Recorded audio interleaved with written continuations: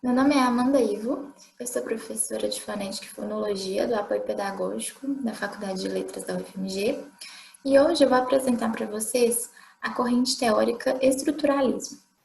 Vamos apresentar aqui alguns conceitos introdutórios dessa corrente linguística e, para isso, o material de referência utilizado é o Manual de Linguística, organizado pelo Martelota. Usei especificamente o capítulo sobre estruturalismo, do Marcos Antônio Costa, e trouxe aqui também algumas indicações que abordam a teoria estruturalista dentro da fonologia, né, que é minha área de atuação. Então, o livro da professora Thaís Cristóforo, Fonética e Fonologia do Português, e também o livro Fonologia, Fonologias, organizado pelo Demir Valdaura e pela Carmen Lúcia. Além de falar sobre o estruturalismo, né, temos aqui também sobre a fonologia gerativa, autossegmental, lexical, teoria de exemplares, fonologia de laboratório. Então, é um livro que apresenta várias correntes teóricas dentro da fonologia e especificamente o estruturalismo, que é o que vamos ver aqui hoje, tá bom? Bom, o que vamos falar aqui hoje é sobre o estruturalismo do Saussure. E pensando então, como que aconteceu, né, essa propagação das ideias do Saussure, aconteceram com o curso de Linguística Geral, que foi publicado em 1916. Esse curso de Linguística Geral foi publicado 3 anos após a morte do Saussure.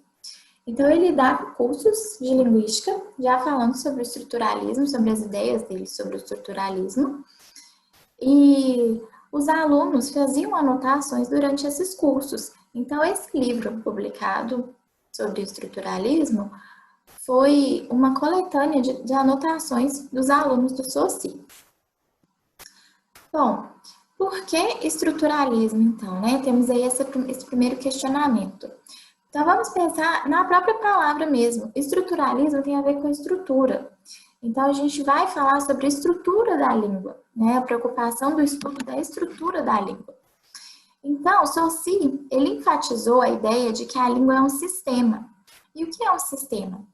No Manual de Linguística, a gente tem essa definição de sistema.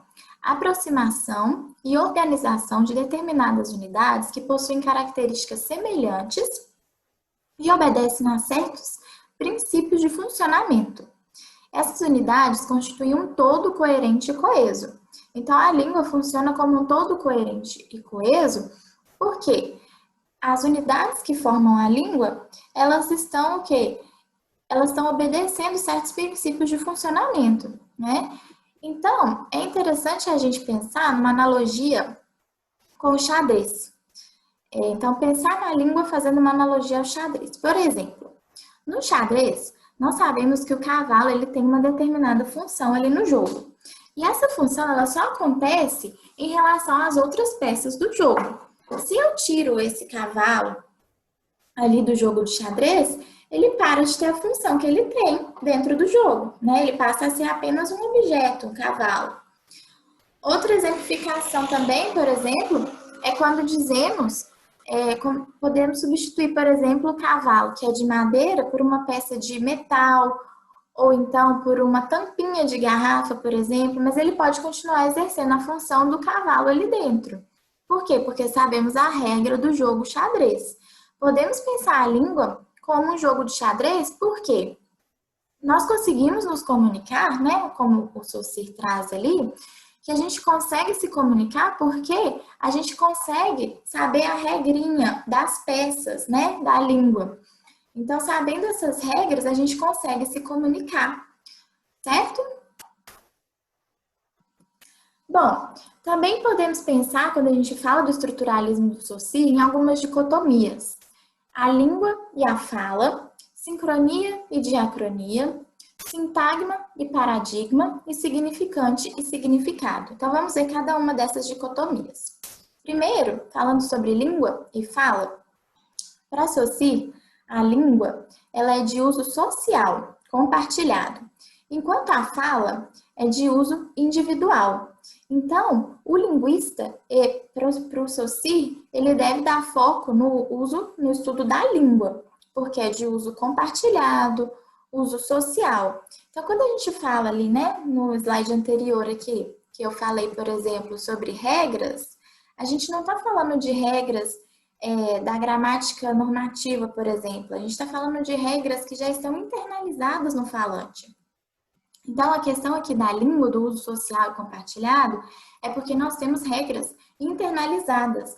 Ou seja, a gente sabe, eu não preciso estudar muito a língua, não preciso ter um estudo da língua para saber que no português eu utilizo o artigo antes do substantivo. Então, eu vou falar o jogo. Eu não vou falar jogo o.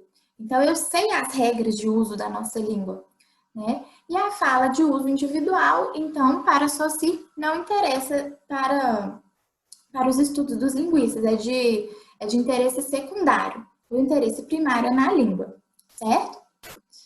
Bom, fazendo também aí uma segunda dicotomia entre sincronia e diacronia. Então, era muito comum o estudo diacrônico da língua, que é um estudo comparativo, histórico comparativo, que leva em consideração o caráter evolutivo da língua. Então, trouxe aí um exemplo da trajetória de mudança do latim. Então, temos pane, depois vira pãe, que depois vira pão no português. Então, tá vendo como que é um estudo de uma trajetória, vem do latim até chegar, depois no latim vulgar, até chegar ao português. Já a sincronia é o estudo de um determinado estado da língua em um determinado momento do tempo. Um exemplo é a concorrência dos verbos ter e haver na língua portuguesa atual. Então, a gente tem uma concorrência aí das duas formas, né? Do ter e do haver. E aí eu estudo essa concorrência em um determinado período. Então, eu pego ali um grupo de falantes e começo a ver quando que eles usam o ter, quando que eles usam o haver, né? No mesmo sentido. Então, por exemplo, o ter, ele indica posse, mas a gente costuma utilizá-lo no sentido do haver, né? Algo do tipo assim, tem duas pessoas dentro da sala. É no mesmo sentido de há duas pessoas dentro da sala.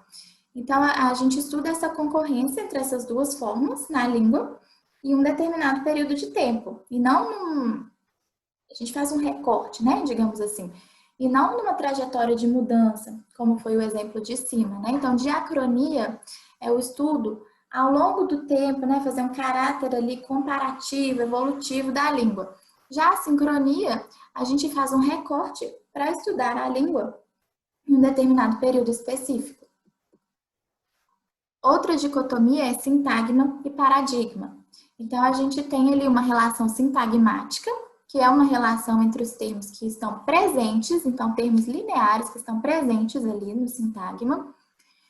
E temos também a relação paradigmática, que diz respeito a uma relação entre um termo presente com outros termos que não estão presentes. Vamos dar um exemplo para compreender isso melhor.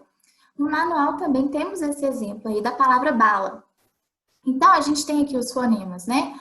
O ba, o a, o lã e o outro a, eles estão numa relação sintagmática, né? Então, são relações entre os termos presentes, todos eles ali, linear.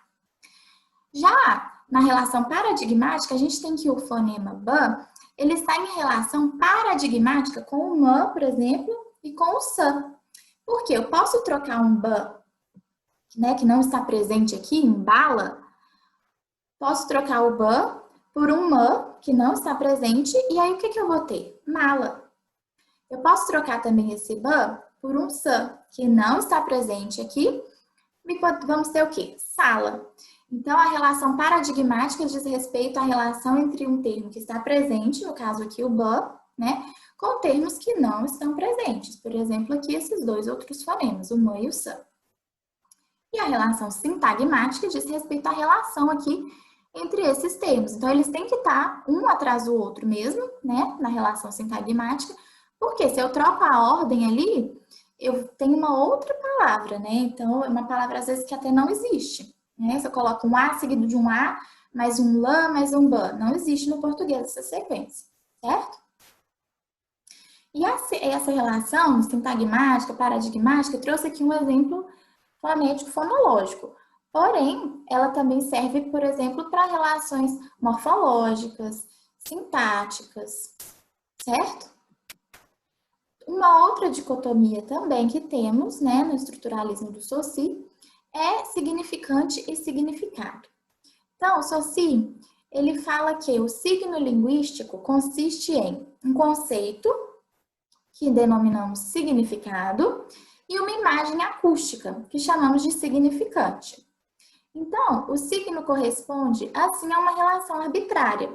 Então, temos aqui, né, a imagem acústica, o significante de gato, e aqui o conceito, o significado. Então, o significado tem a ver, então, com o conceito do que você imagina quando você pensa um gato, né? O significado de gato, um animal de 4 patas, o que vem à mente, né? Isso aqui é um gato. Já o significante é a imagem acústica, né? Então, pode ser tanto aqui ortograficamente gato, quanto aqui a transcrição fonética, né? Gato. E por que essa relação é arbitrária? Porque o que faz com que isso aqui chame gato? Não tem uma motivação, né? É totalmente arbitrário essa relação. Tanto é que em outras línguas a gente tem o mesmo significado, mas um significante diferente. Então, por exemplo, em inglês, gato continua sendo isso daqui, né? Mas o significante é cat. Então, temos aí uma relação arbitrária entre significante e significado. Bom, então, era isso que eu tinha proposto para apresentar de uma forma bem introdutória, tá? Temos outras linhas do estruturalismo também. Trouxe aqui o Saussure porque é considerado, né, o pioneiro ali do estruturalismo, da corrente do estruturalismo, mas temos também a corrente norte-americana, do Bloomfield, e é interessante a gente sempre estar procurando saber mais sobre essas correntes teóricas que existem na linguística. Tudo bem? Então, vocês vão ficar aí com outros professores que vão falar para vocês também sobre outras correntes teóricas da linguística. E espero que vocês aproveitem bastante esse curso. Até mais!